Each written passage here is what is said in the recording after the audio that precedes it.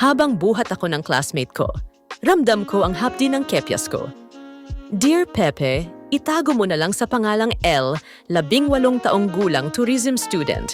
Nadapa ako sa hallway, tapos bigla na lang, binuhat ako ng classmate kong si JP.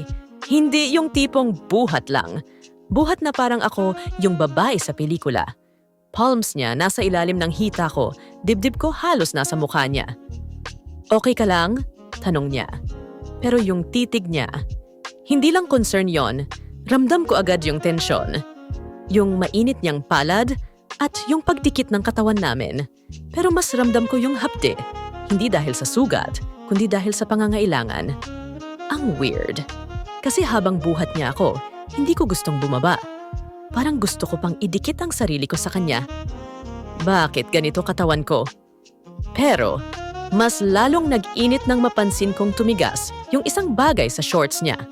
At nakatutok yon sa gitna ng legs ko. Pintig sa loob ng clinic.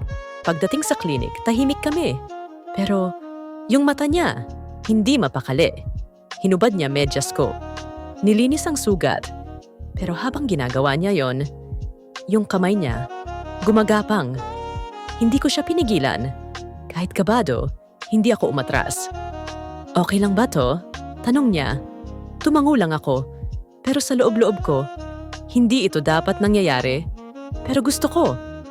Dumapo ang palad niya sa kifi ko. Dahan-dahan. Pataas. Hanggang sa maramdaman niya na wala akong suot na shorts sa loob ng palda. Tumigil siya saglit. Parang nag-aalangan. Pero nang hinawakan ko ang kamay niya at pinagdikit pa sa gitna, wala na siyang inatrasan. Pinasandal niya ako sa clinic bed. Hinawakan ang mukha ko. At bago pa pumasok ang nurse, sinarado niya ang kurtina, sabay bulong. Sandali lang to! Pepe, sa loob ng ilang minuto, nalimutan ko na kung nasaktan ba talaga ako o hindi. Yung mga halik niya, mabilis, marahas, gutom, hinatak niya panty ko sa gilid.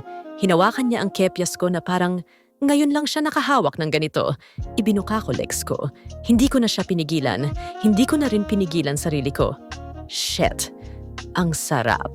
Maririnig mo yung ungol namin kahit sa labas ng curtain. Pero wala na akong pakialam.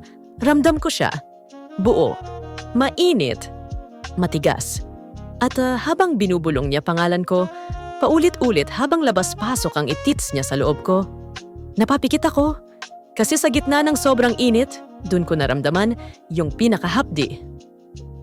Yung hapdi ng pagnanais na sana hindi lang ito one time. Hanggang ngayon, hindi na namin to pinag-usapan. Pero minsan, nahuhuli ko siyang nakatitig pa rin sa akin. Kung sakaling magyaya siyang ulitin, sasama pa ba ako?